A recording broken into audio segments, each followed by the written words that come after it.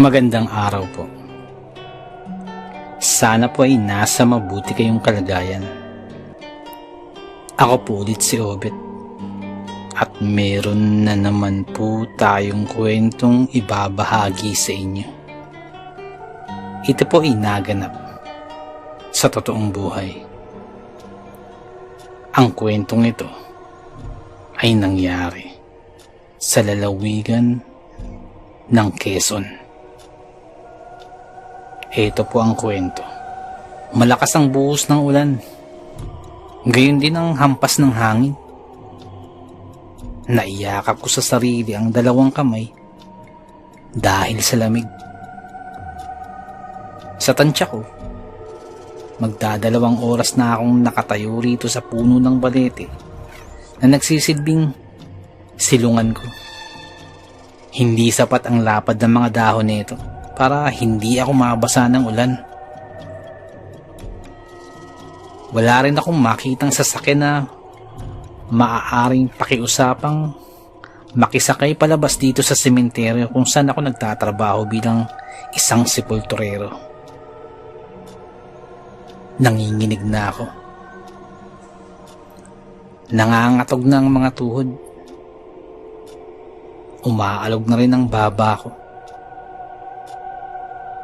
Napaupo na lang ako sa lupa at palihim na nagdarasal na sana tumila ang ulan. Kahit saglit lang. Hindi nagtagal, idininig ng may kapal ang panalangin ko. Kaya tumayo ako agad, binitbit ang mga kagamitan ko at saka tinahak ang daan palabas. Panay ang lingon ko. Nagbabaka sakaling may matanaw na sasakyan, subalit wala. Tanging mga nicho lang ang naroroon. Nakailang hakbang pa lang ako, ngunit pakiramdam ko bibigay na ang katawan ko. Maghapon kasi ako nagtatrabaho dahil sunod-sunod ang nailibing sa araw na to. Medyo hirap na ako sa paghakbang, kaya naisipan ko na munang magpahinga. Walang alinlangang umupo ako sa maputik na daan. Nasa ganong posisyon ako nang mapansin sa sulok ng aking mga mata ang isang babaeng nakatayo sa hindi kalayuan. Iniangat ko ang paningin sa kinaroroonan nito. Subalit wala na akong nakita. Ibinaling ko na lamang sa ibang direksyon ang aking paningin. Nag-isang guhit ang dalawa kong kilay nang may namataan ako. Nakaupo dun sa isang panteon o yung malaking poste ng musoleo. Kumurap-kurap ako upang suriin kung pinaglalaroan lang ba ako ng aking sariling paningin. At sa ginawa kong pagkurap-kurap, ay bigla naman yung nawala. Nako, pinaglalaroan yata ako Reklamo ko sa aking sarili. Kaya pinulot ko ang aking mga gamit. Ngunit habang pinupulot ko, ay napahinto ako bago pa man mapulot lahat. Dahil may pares ng paang nahagip ang aking mga mata. Dahan-dahan kong iniangat ang tingin at laking gulat nang bumungad ang babaeng nakangiti. Maikli ang buhok nito. Halos lumuwa na ang mga mata. Gusot-gusot ang suot na bestida at nangingitim na rin ang balat. Dahil dun napabalikwas ako. Kaya bumalagta akong muli sa lupa dahil sa gulat. Nang tingnan ko ulit, ay wala na ito. Napalunok ako. Tumayo at tumakbo na ako. Nang paglingon ko'y sumalubong itong muli sa aking paningin. Halos mahulog ako sa hukay sa gilid nang mawala ng balanse. Huwag po. Binalot ng takot ang buong pagkatao ko nang dambahin ako ng kaba. Bigla na lang itong nawawala at bigla-bigla na lang ding susulpot. Ano bang elemento yun? Niling ako ang paligid. Bukod sa kadilimang bumabalot dahil sa maggagabi na rin, mga nicho at mga musoleo lang ang aking nakikita. Wala nang iba. Kaya huminga muna ako ng malalim at pinilit kong pinakalma ang aking sarili. Nang medyo kumalma na ako, saka ko napagpasyang lumakad.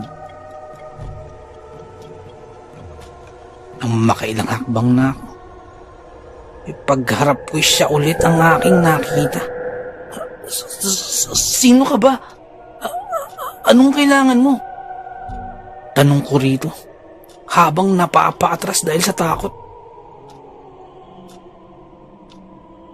Nanatili lamang itong nakatayo at unti-unting umarko ang labi nito at ngumiti ng bagya lamang. Ano bang kailangan mo? Ha? Ano bang problema mo? Lumutang sa hangin ang mga gamit ko. Yung mga piko, lubid, palakol, at pala. Yun ang naging sagot sa katanungan ko na yun. Namutla ako bigla nang ang gamit ko na yun ay nakatuon itong lahat sa akin. Na ilang sandali pa'y nagsikilos upang ako ay puntiryahin. Kaya hinarang ko ang dalawang kamay ko sa aking muka sa pagtatangkang maikubli ang aking muka sa mga paparating na bagay. Hoy! Temyong! Huwag po! Huwag! Hoy! Temyong! Anong nangyayari sa'yo? Nang marinig ko yun ay napalingon ako. Humupa na lang bigla ang takot ko nang makilala ko ang kaharap ko ngayon. Siya si Ruel, ang kasamahan ko. Ang lamig mo pare ah. Ano bang nangyayari sa'yo? Wika ni Ruel. Wala to. Pailing-iling kong sagot. Sumabay ka na lang sa akin sa paglabas. Di ka na. Paanyaya nito. Sumunod naman ako agad. At hindi hinayaang maging malikot ang tingin sa takot na makita na naman ang babae kanina. Nakauwi ako ng bahay na punong-puno ng takot. Subalit wala naman ang nangyari pa matapos ang mga nakita ko sa sementeryo.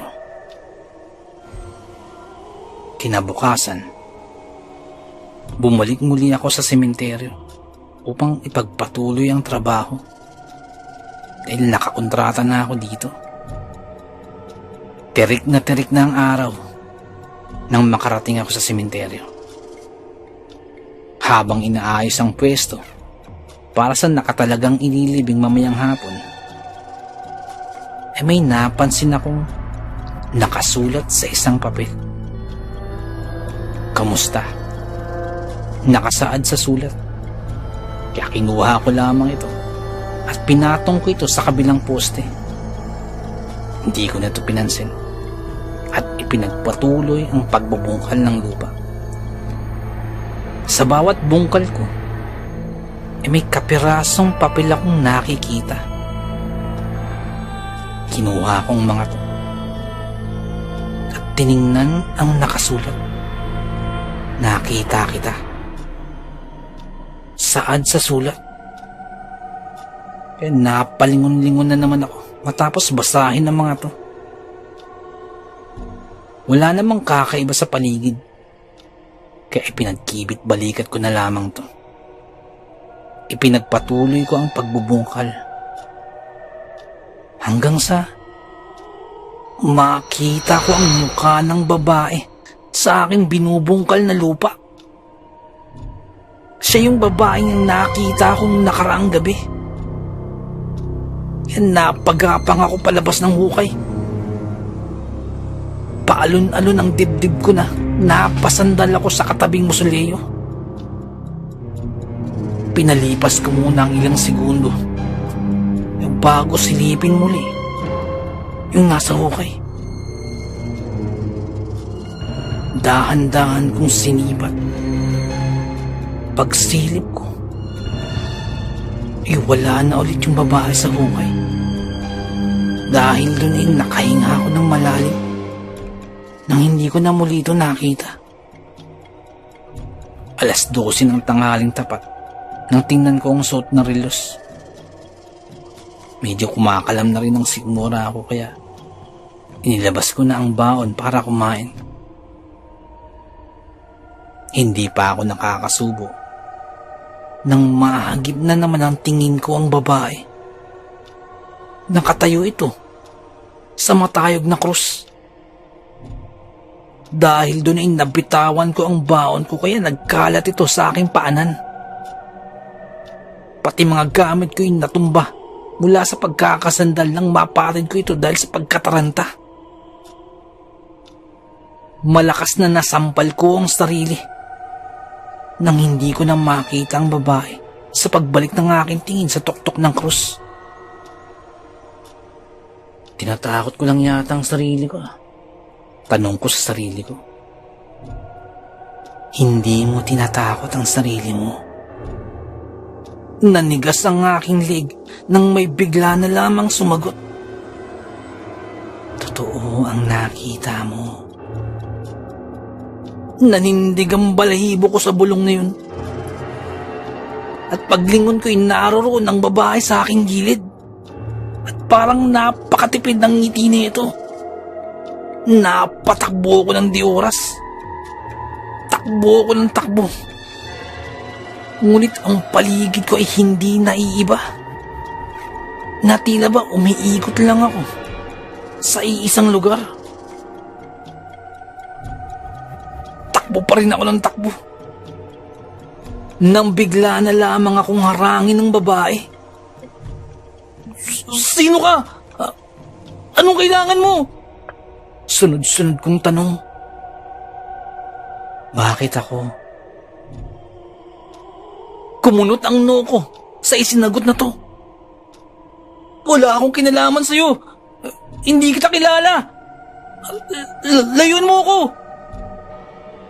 Tatakbo sana akong muli nang may lubid na mahigpit na pumulupot sa aking bewang. Kaya napatingala ako sa higpit nito. At sa hindi maipaliwanag na pangyayari, ay lumitaw sa kung saan ang eksenang ginigiba ng dalawang lalaki ang isang musoleo. Matapos ay inilabas ang kabaong at walang awang hinalay ang patay sa loob nito. Hindi! Wala akong alam dyan! Pag-aalinlangan kong sagot. Mas lalo lang humigpit ang kapit ng lubid sa aking katawan sa sagot kong yun. Natila ba pinipilipit nitong angkinin ko ang lapastangang yun. Hindi ako yun. Agad kong sabi ng akmang tatagayin ako nito gamit ang itak. Ipinilig nito ang ulo at hinayaan akong magsalita. Ang kapatid ko, ang kakambal ko yun. Nauutal at natataranta kong pagbibigay rason. Kawangis ko siya pero hindi ako yun. Maniwala ka. Pagpapatuloy ko pa. Ngayong buwan lang ako nagtrabaho rito. Paniwalaan mo ako. Totoo sinasabi ko. Unti-unti itong tumalikod. Napadaing naman ako sa sakit nang bumagsak ako sa lupa. Hawak-hawak ko ang aking balakang na tumama sa bato, pabalik sa pinagbungkalan ko kanina. Nang maya-maya pa naitakip ko na lamang ang aking kanang palad sa bibig, kasabay ng paglaki ng aking mga mata. Nang makita ko si Roy sa loob ng hukay at wala na itong buhay. At muli ay nakakita ako ng sulat. Tapos na. Nakasaad sa sulat salitang binuo ng dugo na nakasulat sa dibdib ni Ruel. Napatingala naman ako nang may mga patak ng dugong tumutulo sa bangkay ni Ruel. Hindi ko na napigilan ang paglabas ng kinain nang makita ang nagbuluwakang mga dugo.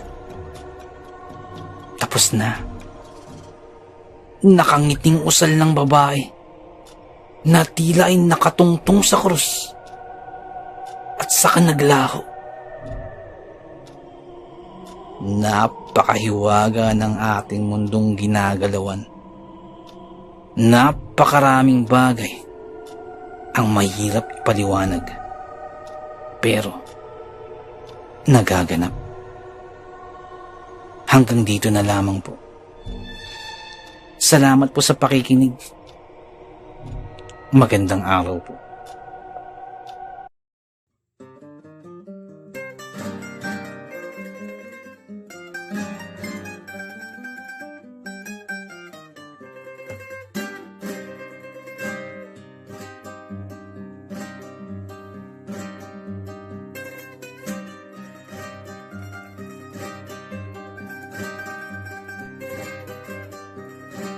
Nais ko lamang pong magpasalamat sa lahat po ng sumusuporta sa ating channel, sa lahat po ng ating mga subscribers, sa lahat po ng ating mga listeners, mga silent listeners po, mga OFW listeners mula po sa iba't ibang panig ng mundo. Maraming salamat po sa pagsuporta po sa ating channel. At sa mga nagpadala po ng kwento, maraming salamat po. Ganun din po sa mga writers po natin na tumutulong sa ating channel. Maraming salamat po. At kung hindi po kalabisan, baka pwede pong please don't skip ads po. Napakalaking bagay po sa atin. Napakalaking tulong po sa ating channel. At paki-like na rin po ang ating mga videos para po dagdag po sa algorithm po sa ating channel para lalo po nating mapalaganap ang ating channel. Maraming salamat. Kumari din po, pwede pong paki-share po.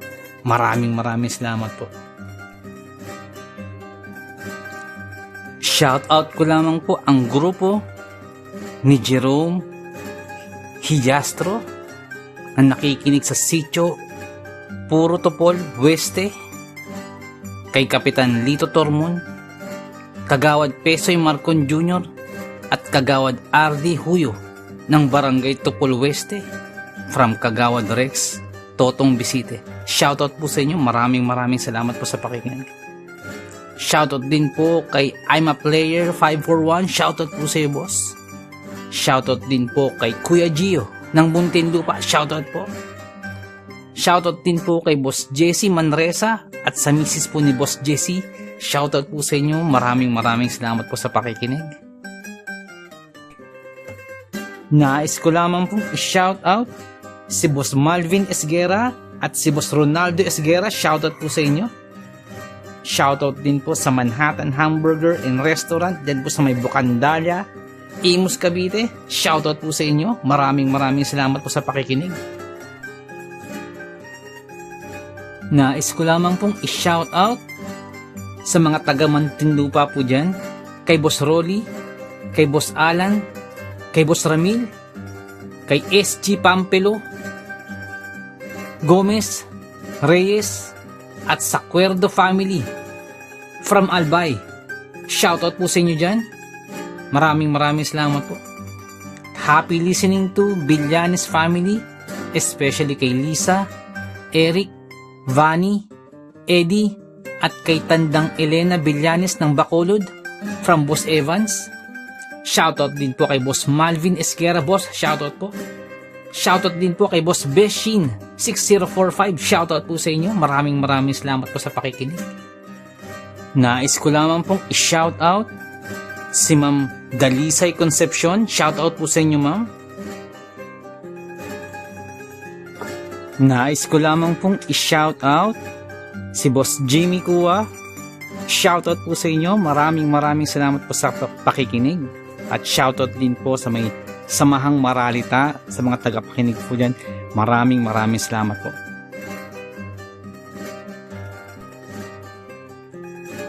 Nais ko lamang pong i-shoutout si Ma'am Elena Ravina Villanes. Happy 90th birthday po. More birthdays to come, more blessings and good health. Shoutout po sa inyo, Ma'am Elena. Shoutout din po kay Ma'am Jacqueline Espino. Shoutout po sa inyo. Shoutout din po kay Marlon Perez, Kikito Boy. Salamat po sa pakikinig. Shoutout po sa inyo dyan. Nais ko lamang pong i-shoutout si Boss Ruel Verano, dyan po sa may Cebu. Shoutout po sa inyo, boss. Shoutout din po kay Lola Cording ng Suha, San Teodoro, Oriental Mindoro. Shoutout po sa inyo dyan. Ang shoutout pong ito ay mula po kay Boss Andy Galoso. Shoutout po. Shoutout din po sa tropang One Battle. Mula po kay Boss Ryan Valenzuela. Shoutout po sa inyo. Kay Boss Biloy Sevilla. Kay Boss Raul Manderegma. Kay Boss Rundi Espiritu. Boss Oliver Sotel. Boss Nonoy Panesan. Boss June Lloyd de Los Angeles. Boss Stephen Sevilla. Boss CJ Kalikot, kay Boss Reynante Escunya, kay Boss Sam Tayas, kay Boss Doc Cesar Eusebio. Shoutout po sa inyo dyan po sa may Blooming Treat, Dimasalang. Maraming salamat po sa pakikinig. Kay Boss Ryan Valenzuela, shoutout po sa iyo, boss. Nais ko lamang pong i-shoutout si Boss Sol Luna. Boss, shoutout po. Maraming salamat po sa pag-share po sa ating kwento. Salamat po, boss. At shoutout din po kay Boss Dipred. Boss, maraming salamat po. At kung may time po kayo, bisita lang po sa channel po ni Boss Dipred. Dipred Mystery Files. Magaganda po ang kwento ni Boss Dipred. May time po kayo, bisita lang po sa channel po niya. Shoutout po sa inyo. Shoutout din po kay Ma'am Elizabeth Arnaiz. Shoutout po sa inyo, ma'am. Nais ko lamang pong i-shoutout si Boss Marlon Paro. Boss, shoutout po. Shoutout din po kay Boss Malvin Esguera, boss. Shoutout po sa inyo. Nais ko lamang pong i-shoutout si Boss Bulag na Anghel, boss. Shoutout po sa iyo. Salamat po sa pakikinig. Shoutout din po kay Boss Benji Cayetano, boss. Shoutout po. Shoutout din po kay Ma'am Annie Villoya. Shoutout po sa inyo. Kay Ma'am Annabel Apruebo, shoutout po. Kay Boss Baby Langka, shoutout po sa inyo. Shoutout din po kay Ariando Tamor, kay Boss Christian Ed, at kay Boss Ferdinand Tamor, dyan po sa may Las Piñas. Shoutout po sa inyo. Ang shoutout po ito ay mula po kay Boss Chris. Shoutout po. Shoutout din po sa Marcos family, dyan po sa may Antipolo. Shoutout po sa inyo. Ang shoutout po ito ay mula po kay Boss Fernando. Shoutout po sa inyo. Shoutout din po kay Ma'am Annie Villoria, at kay Boss Baby Langka. Shoutout po sa inyo. At kay Ma'am Annabel Apruebo. Shoutout po sa inyo dyan. Shoutout din po sa King Solomon Game Farm, dyan po sa may Tawid, Maasin City, Southern Leyte. Shoutout po sa inyo. Shoutout din po kay Ma'am Rosie de Mesa. Ma'am, shoutout po. Shoutout din po kay Boss Real Mix Vlogs. May time po kayo, bisita na po sa channel po ni Boss Real Mix Vlogs. Shoutout po sa iyo, boss. Shoutout din po kay Ma'am Julie Roel, kay Ma'am Raquel Punsalang, Ma'am Melania Roel. Shoutout po sa inyo. Sa family niyo po, shoutout po. Boss Loreto Ihaan Jr., shoutout po. Sir Ron Pilapi, dyan po sa Kentucky, shoutout sa iyo. Boss Liay Estoque, shoutout. Boss Edison Velasco, shoutout. Boss Rodney TV, may time po kayo, bisita na po channel po ni Boss Rodney TV. Vlogs niya po sa mountain bike. shoutout din po. Kay Boss Red Rosal, nag-livestream po si Boss Red every Wednesdays, Fridays, and Sundays. May time mo kayo bisita na po sa channel niya. Boss Lady B, 73, dyan po sa Texas, shoutout po. Boss Ed, shoutout po. Boss Dimples Yumi, boss, shoutout sa'yo, boss. Ma'am Liza Arcega, shoutout po. Ma'am Ivy Standian, shoutout po. Boss Rochelle Abiliar, may time po kayo bisita ng channel po. Rochelle Abiliar po. Ma'am Melanie Passion, shoutout. Ma'am Milagrosa Lok, shoutout. Boss Nonoyski, shoutout sa'yo, boss. At yung BFF pala ni Ma'am Jane, si Boss Hershey, shoutout sa'yo. Boss Mad, shoutout po. Boss Lord Olivar, shoutout po. Boss Rexy Ann, shoutout po. Boss Jesse Joshua Castillo, shoutout po. Ma'am Maya Flores, shoutout po. Boss Queenie, shoutout po. Boss Alberto Liano, shoutout po. Ma'am Michelle Cedron, shoutout po. Ma'am Susan De Los Santos, shoutout po. Boss Ron Ron, and Ma'am Lenny Fish, shoutout po sa inyo. Sir Reynaldo Silong, shoutout po. Ma'am Charlene Gumansing, shoutout po. Boss Psychic Scorpio, shoutout po. Ma'am Marianita FL, shoutout po. Boss James Channel, may time po kayo, bisita na po channel po ni Boss James. Ma'am Maribel Salcedo, shoutout po. Boss Vinci Maya, boss, shoutout po. Boss Leonardo Manalo, shoutout po. Boss Yumi Cotton TV, shoutout sa'yo, boss. May time po kayo, bisita lang sa channel. Yumi Cotton TV. Boss Yoreski Escalona, shoutout sa'yo, boss. Boss Jopay Bertuto, boss, shoutout sa'yo. Ate Peng, shoutout po. Ma'am Elaine Almera, shoutout po. Boss Supremo Proxky, dyan po sa Cavite, shoutout sa'yo, boss. Ang Bless na Baka, shoutout po. Ma'am Christian, dyan po sa Hamburg, shoutout po. Kaya, Sir Alex of Southern Mindanao Creep Experience, shoutout sa'yo, sir. Boss Jimmy Pandong, shoutout po. Kay Tata Estong Nestor Bauyon, dyan po sa London, shoutout po. Ma'am Mary Asilar, shoutout po, dyan dito sa UK. Boss Edward Maliling, boss, shoutout po. Boss Raymond Glover, shoutout sa'yo, boss. Ma'am Miraiza Miguel, shoutout po. Shoutout po kay Boss Ricky Gonzalez, kay Boss Bobby, kay Ma'am Milagros Gonzalez, kay Sir Romeo, shoutout po sa inyo. Boss Sai 1986 Vlog, may time po kayo bisita ng channel, Sai 1986 Vlog. Boss Young's Life, shoutout. Boss Russell Ferreira, shoutout. Boss Mslack, shoutout. Miss Jabel, shoutout po. Boss Choji D, shoutout. Ma'am Liza Arcega, shoutout po. Ma'am Selena Rawato, shoutout po. Boss Francis Maula, shoutout po. Boss Stacy Vlog, dyan po sa Spain, shoutout po. Boss Mary Pigs, may time po kayo bisita ng channel po ni Boss Mary Pigs. Ma'am Mirna Buo, shoutout po. Boss Kamandag Pigeon TV, mahilig po sa Alapati, bisita po sa channel po ni Boss Kamandag Pigeon TV. Ganun po kay Boss Titan Love TV.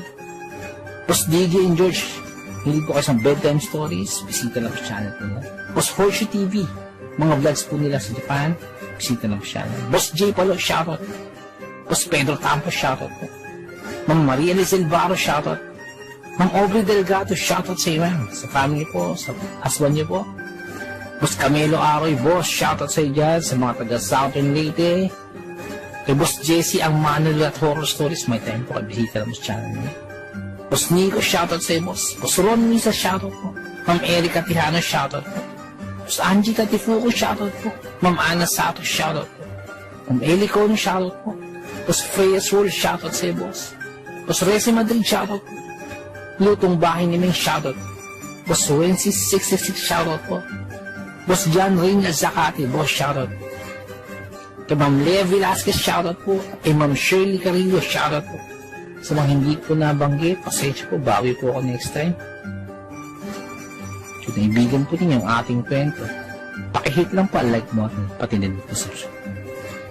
Pakiclick na rin po ang notification bell para updated po tayo sa ating upload. Kung may nais po kayong sabihin, pakiiwan lang po sa ating comment section.